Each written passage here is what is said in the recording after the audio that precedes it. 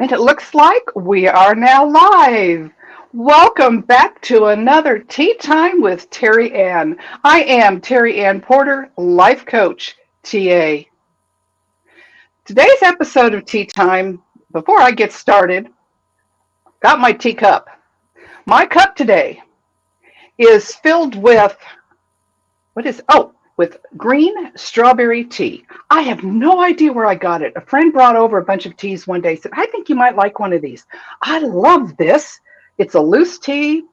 I steep it for a few minutes, and oh, it is delicious. Okay, I do add a little bit of sugar because, come on, my sweet personality does not come natural. I have my crown on today.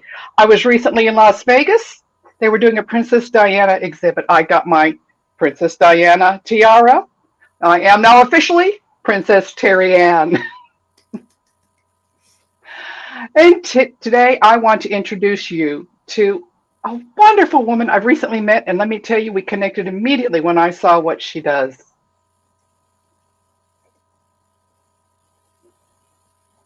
We're going to try to make these things work right today. And none of my technology is working right today, so stick with me. Alise Kabakoff. She is the owner and creative director of Knit Me, Sew Me, a 100% made in the USA handcrafted business. Alise has been knitting, crocheting, and sewing since she was 13. Her mom taught her how to knit and crochet, and then she learned how to sew in grade school. After creating tons of designer sweaters for herself and her husband, her mom suggested she start a business. Now, first up were things for babies, such as baby blankets, baby bottles, stuffed animals, and bean bags. Next came a full line of accessories, including scarves, hats, head wraps, fingerless gloves. Lastly, a line of home goods were added, which included cup, mug, and bowl cozies, dishcloths, scrubbies, Swiffer covers, cast iron skillet covers, and lavender sachet bags. This woman is phenomenal. After working in retail throughout her life, she's brought personal customer service to the forefront of Knit Me, Sew Me. Her ultimate goal is to bring back handmade items and bring them back into the marketplace. Please help me give a tea time welcome to Alise Kabakoff. Alise, welcome. I am so excited you are here. Thank you. Thank you for having me. It's an absolute pleasure. Oh, I tell you, as soon as I saw it when we first met in networking, virtual networking, and I saw the name of your thing, I thought, I like this woman. I know I like this woman. And I've seen pictures of your work, and it is amazing. But there's one particular work I've got to ask you about before we even get started. One of the first things I saw about you was pictures of a duck. Tell me about this duck. Well, this is Lucky Ducky. He comes in 3 different colors. And one day last year, I was networking, and I was telling the person I was with in that session, I was going to Europe with my sister for a cruise. And she said to me, do you have any of your products that you could take with on the trip that you could photograph wherever you go? And I thought, oh my God, I can take one of the ducks. It's kind of like a Flat Stanley sort of thing, but it's the Knit Me, Sew Me version of Flat Stanley. So I took one of these, and he was the hit of the trip. Everywhere my sister and I went, everybody wanted a picture with the duck, from the flight attendants to the hotel desk clerk to the tour guides to people on the ship, our drivers, everywhere we took the duck, everybody wanted pictures. So when we got back, my social media gal, Kim, put together 19 videos of the trip. They're like 30 seconds each. They're on the YouTube channel. And the playlist is called Lucky Ducky Goes to Europe. And they're only like 30 seconds each. They're hysterically funny. So then what I decided to do is last year during the fall boutique season, winter boutique season, I basically had a contest that anybody who spent more than $50 at an in-person boutique or online, their name went into the basket to win the duck. So it was the actual duck that I took with me to Europe. So there were lots of names. It was lots of fun. Now, I have to preface this by saying I did not pick the winner. My husband, Joel, picked the winner. So I mixed up the basket. I put it way, way, way, way, way over my head. And Joel picked the winner. And it turned out the winner was a gal named Debbie, she and her husband, Jack, Joel and Sharon and I met on the cruise. And there's some pictures in some of the earlier videos with Debbie, Jack, Sharon, and me. And I was like, I couldn't believe it because I know somebody was going to think, oh, this was rigged, but I didn't pick the winner. And so she took him to Europe this past April to all sorts of really great Eastern European countries. And right now there's another playlist on the YouTube channel called Lucky Ducky Goes to Europe Again. And there's going to be another video dropping tomorrow. There's 6 videos altogether.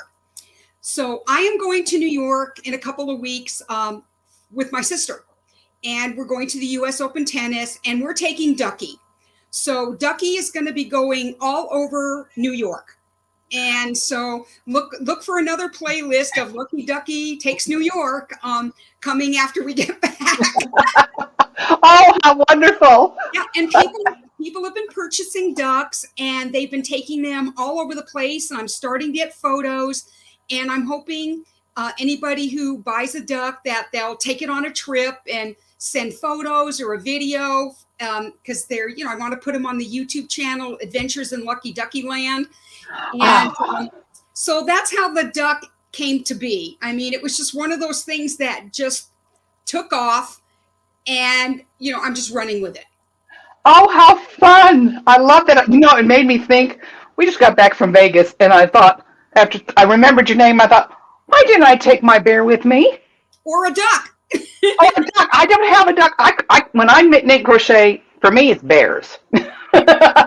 Excellent. Why didn't I take mine? I didn't think about that. Exactly. So, I mean, it's just kind of like a really fun way for people to see where I've been going. Sure. I mean, last year was the first time I traveled since 2016.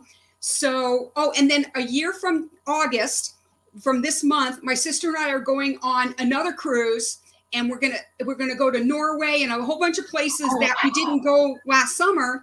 And yes, I will be taking a duck, and yes, I will be crocheting him some scarves because it's Norway, and maybe a couple of hats to wear while we're there. So look for that too. It's going to be lots of fun. Oh, how exciting. Well, I do have your YouTube channel up there. Be sure to check out her YouTube channel. You've got to see these pictures and these videos. This is just, you do amazing work. Well, I have to give credit where credit is due, and that is to my social media gal, Kim, who, she didn't know much about videos before this happened. I said, well, let's do videos. And she figured out how to do it. And they are spectacular, if I say so myself. Nice. Yes, you do. There's great stuff on there. Got to check that out. Now, I'll tell you, I have a problem when I sit down to knit or crochet or anything like that. I can get so lost in it that nothing else gets done. How do you manage your time and everything so that one doesn't just take over? It's difficult. I can honestly say that when I started Knit Me Sew Me, it was a hobby that always wanted to be a business. So I was working full time. I was knitting and crocheting on the train back and forth to work. And I was doing boutiques on the weekends and things like that. And then in November of 2020, I got laid off during COVID. And at that particular point in time, I had already been working for other people for over 50 years. My husband and I sat down and we looked at where we were financially. He said, what do you want to do? And I said, I want to do Knit Me Sew Me full time to see what I can do with this. And he goes, okay. So that day it became a business that used to be a hobby. So I thought, okay, this is great. I got a website. The shopping cart got done last summer after I got back from Europe, so people can order online. And I figured, okay, I'm doing some networking, and I'll do my in-person boutiques, and that's all I need to do. Well, no. I can honestly say that this is probably the hardest job I've ever done and made the least amount of money. but it's my passion. So there's a trade-off there. But what I found is it can consume you if you don't set up some guardrails. And for me, it was getting Kim to help me with the social media. I write all the posts. I do all the content, and she does posting for me. And then I do a few posts on my own. I post on my blog and on Blogger. So that's getting done. And then I actually found a gal in Michigan who knits for me. And she helps me make some of the fingerless gloves. She submitted a knitting sample before I hired her, and her knitting was just as beautiful as mine. And we've been together now over a year, and I don't know what I would do without Alise at this point. Because, during the day, I'm networking, I'm doing Zoom calls, I'm working on the website, I'm working on the shopping cart, I'm working on Google and SEO, and there's all sorts of things that I never imagined that I would have to do being a business owner, but I'm a solopreneur, so it makes it even more difficult trying to juggle everything. So basically, during the day is when I concentrate on all my admin, content, networking things. And then at night is when I actually sit down and have uninterrupted time to just make things. So for me, I don't consider that work. Someone disagreed with me, but it's my passion. So I don't consider, keeping my hands busy, work. And so, but I have set up a few guardrails for myself. At night, by 10 o'clock, my phone is on airplane mode. I don't want to hear the dings, bings, buzzes. I don't want to hear any of that. I want to be able to get a good night's sleep. So airplane mode is on until I wake up the next morning. And on Sundays, I do not turn on the laptop unless it's absolutely necessary. So that's my one day where, I'm doing laundry, I'm doing stuff around the house, and I don't want to be bothered on my laptop, and I give the laptop a day of rest. And I also realized, what? I can't do everything in one day. It's difficult not to be hard on yourself, but when you're you can't keep beating yourself up if you don't get everything done. You have to revel in what you have gotten done and say, what? It was a very productive day. And leave it at that. Because what? We all can't do everything at once. And everybody has 24 hours. That's it. I mean, if I could clone me a couple of times, I do have an identical twin, but if I could clone myself a few times and have like 36 hours in the day, I'd be doing a happy dance. But, that's just not the way life is. Oh, I understand. I love the boundaries that you've set up for yourself and are able to maintain. I know I do that. My phone automatically at 10 p.m. It's do not disturb, and it stays on until 8 the next morning. Those things don't come through. Exactly. I mean, we all need to get a good night's sleep. We need to recharge our bodies, recharge our minds. And I don't know about you, but if my phone is beeping all night long, that's not going to happen. Right. I will throw a little thing in here, though, for people who are afraid to use that. My kids are grown, yes, I know, but still, there's that mother in me who says, but what if they need to reach me? It is possible, even on Do Not Disturb, by the way, to set specific names that their calls can come through. If something happens at 2 a.m. and my daughters need me, their calls will come through. So those of you who are afraid to use it, let me tell you, you can still get that emergency call. Don't worry about that. Yeah. Let's take this to the next step now. I know that you said that you were in retail for many years, and I know that customer service is vitally important in even this type of a home-based kind of a thing. Tell me about that. Why? What about it? I was raised old school retail. My first job, I got at a ladies' wear store, and we would always be asking, people would come in, we'd say hello. And I did that one summer. And then one of my friends was working at a upscale ladies' wear store, and she said they need somebody to help with the day after Christmas sale and the day after that. Because back in the dark ages when I was growing up, nobody put anything on sale in the stores until the day after Christmas, and everything was 50% off. No store put Christmas stuff out until after Thanksgiving. So you actually had, Christmas stuff was out for a month. Right. And so they hired me for 2 days, and I actually worked there for 3.5 years. And what I learned is that when people come into a store, you don't say, may I help you? You just say, I would always say, hi, my name is Alise. I'm here if you need anything, and please let me know. And then you let them go do their thing. And then as they start grabbing clothing and their arms are looking a little heavy, I would walk up and say, would it be okay if I started a fitting room for you? So I would take everything into the fitting room. And then when the customer was ready, she would go in there. And then every 5-10 minutes, I would knock on the door and say, how are you doing? Is everything okay? Do you need a different size, a different color? And then I would basically shuttle clothes back and forth. Okay. So she would get that personal customer service experience. And even after I left retail with my mother and my mother-in-law, I would do the same things with them.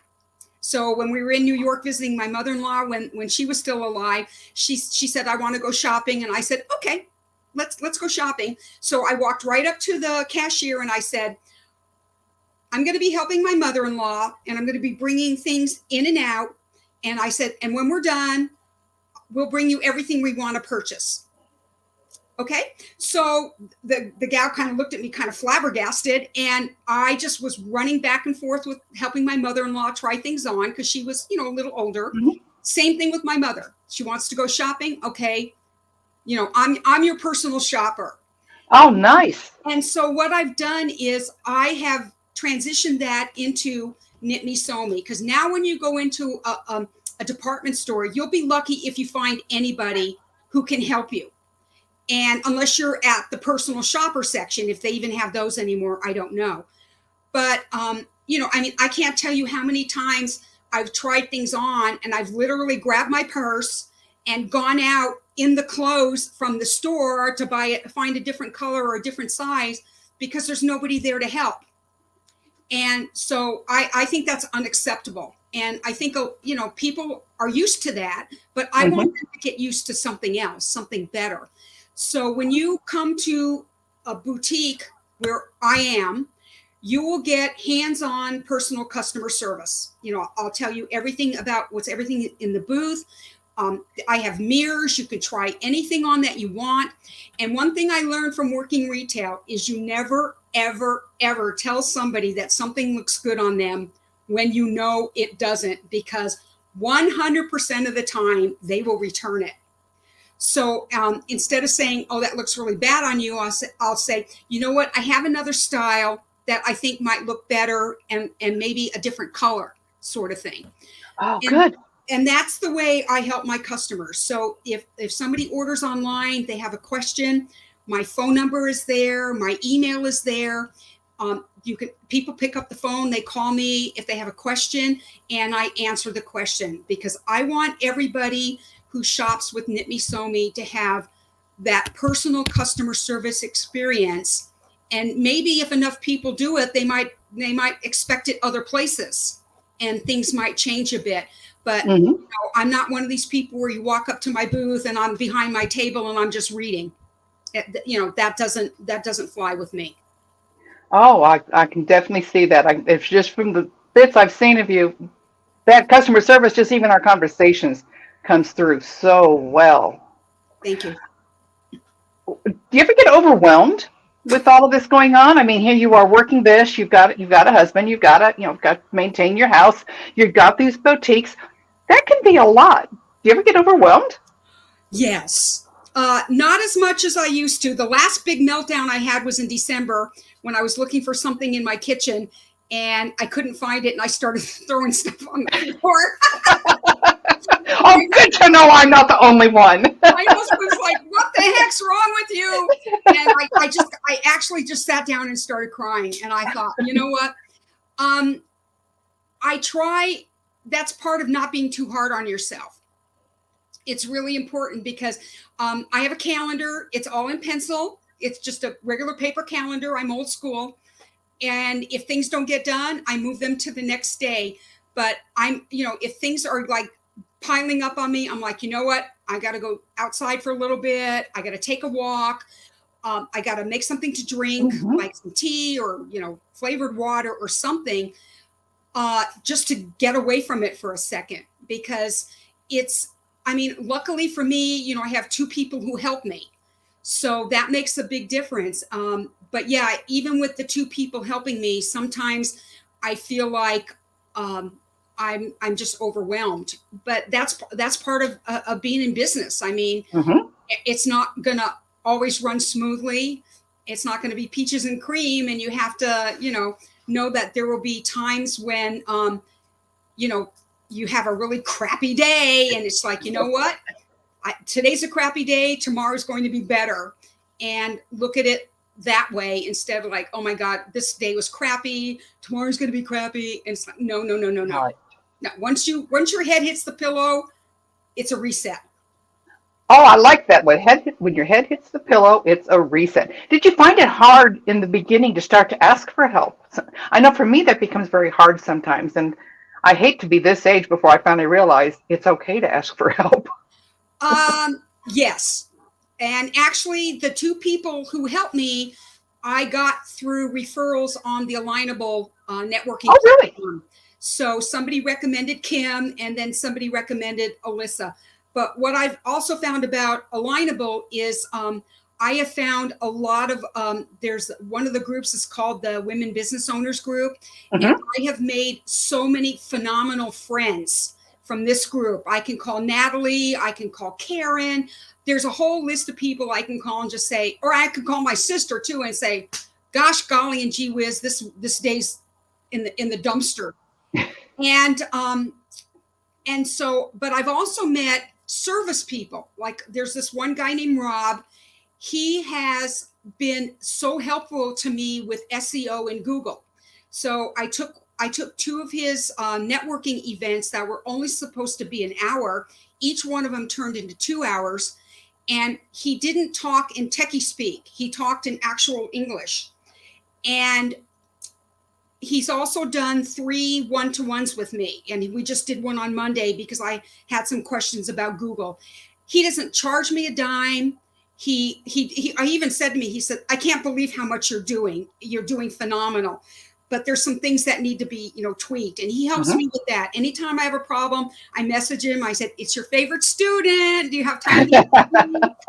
And there's people like that who are willing to go the extra mile without charging you an arm and a leg. And that's another thing I found on Alignable, some of the other platforms. There are people out there who just want to sell you something. Right. Okay? And I'm a really small business, and my 2 favorite words are free and sale. So, if somebody comes at me and they want to do my marketing and they want to charge me a bunch of money every month, no.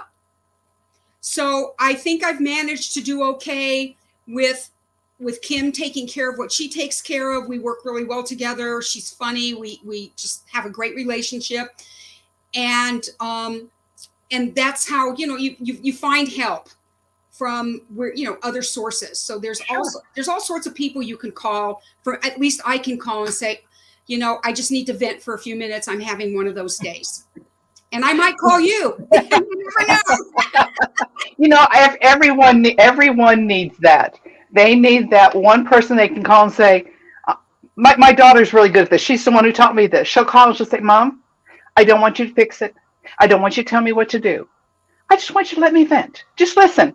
Hey, I can do that now that I know what the terms are. No problem. Talk on, my dear. And sometimes everyone needs that. Someone they can just call and say, just let me get it out. Exactly. Once it's out, it's not holding you back anymore. Isn't it amazing how it can do that? Exactly. But this is very challenging. I will say that it's probably the hardest thing I've ever done, other than packing up my life from Phoenix and moving to California within 2 weeks back when I did it. But it's hard. But when I see people enjoy the products, like you showed some of the pictures, people send me photos, the custom baby blankets, to see the babies with the blankets, to see people wearing the headbands and the head wraps and the gloves and the ducky and all sorts of things like that. It just makes my heart soar to know that, that I made something that they really appreciate. And another thing about handmade is that you're getting my expertise in what I do, and my products are made to last. So it's not going to be where you buy something and it falls apart. I mean, I'm still wearing scarves that I made more than 20 years ago, and they look brand new. So that's one of the other advantages of handmade, is the fact that you're getting something that's really, really well crafted and is made to last, rather than something that came over on a boat that who knows who made it. Right. Yeah. What do you do when people say to you, well, I can go over to such and such and get it for much less than that? I actually had that happen to me once. I make these really beautiful crocheted bunnies for Easter, and I was selling them at the time for $20. They had like 9-10 pieces to each bunny. So it was the body, the legs, the arms, the cheeks, the ears, the tail. So, I mean, it was a lot putting it together. Sure. And she looked at the price tag and she said, this is too expensive. And I said, you know what? I said, this is hours of my work. I counted all the pieces. I said, everything is handmade and hand stitched and crocheted, because it was a crocheted bunny. I said to her, I said, please don't take this the wrong way. I said, but if you want a $5 bunny, go to Walmart. I love your attitude. I mean, but and I said to her, but when it falls apart after one season, then you come back and see me, and I will hook you up with a handmade bunny that will last longer than one Easter. I love your attitude. I mean, and that's the part, people say, oh, handmade is expensive. Well, it might be when you buy it, but I mean, like I said, I'm wearing scarves that are 22, 23 years old. And if you can buy a scarf and maybe pay $50 or $60 for a handmade scarf, and it's going to last you 20 something years, that's like $3 a year for the scarf. Whereas if you buy some of these other very less expensive alternatives, if you get a season out of them, you might be lucky. Absolutely. Oh, I tell you what, I really admire you. I love your work. It is just beautiful. People want to reach you. We have your website. Be sure to check out her website. There's a lot of stuff on there. knitmesewme.com. And from there, you can find all of her social media links. She is all over social media, as are the pictures and reviews of her amazing work. Any final words, Alise? All I can say is I adore you, and I am so honored to have met you. And I really appreciate you allowing me to come and talk about Knit Me, Sew Me, and handmade. Oh, I am, excuse me, I am blessed and honored you are here to have met you.